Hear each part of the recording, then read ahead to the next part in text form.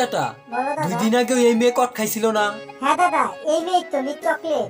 একটা মেয়ে যদি 4-5টা করে বয়ফ্রেন্ড রাখে তাহলে আমাকে কেন হাত মারতে হয়?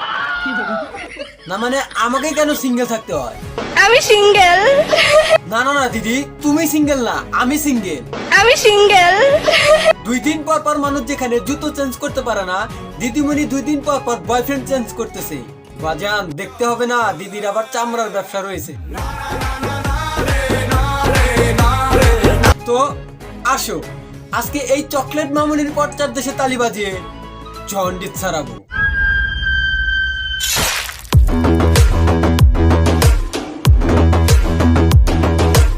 এই হোয়াটসঅ্যাপ বাজান, দিস ইজ শাকিল। তোমরা অলরেডি জানো যে চকলেট ডাবল টাইমিং করে ধরা খাইছে। ঠিক 2 মাস পর আবারও কট খাইছে।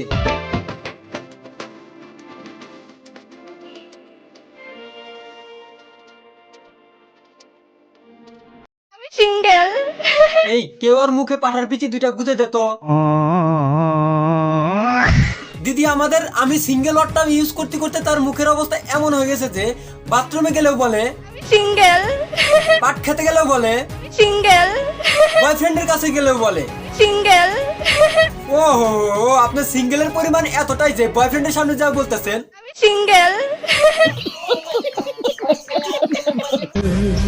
শুধু ভালোবাসি না, একটা শখ আছে আপনার সাথে বাচ্চা। সুখে থাক ভাই, সুখে থাক।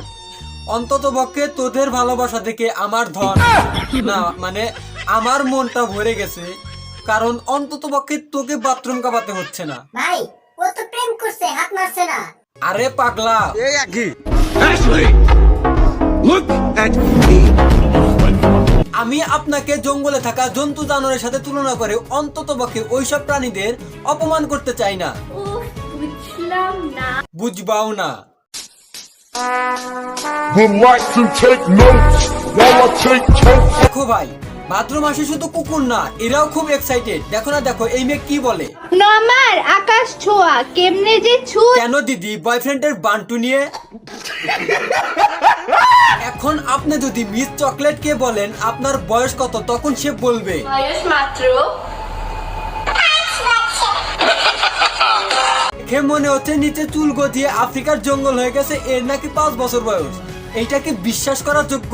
যে মেয়ে প্রতি রাতে অডিও কল 500, ভিডিও কল 1000, আর লাইট অফ করলে 5000 করে নেয়, তার বয়স নাকি 5 বছর। বয়স মাত্র।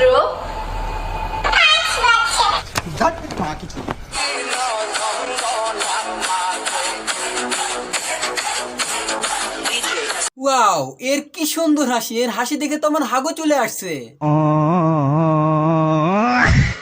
আমার সাদা মনে কাদা নাই। আপনাদের কাছে আমার একটাই প্রশ্ন, আমি একটা কথারই উত্তর চাই, এদের বাপ মা কি বাড়িতে কিছু বলে না?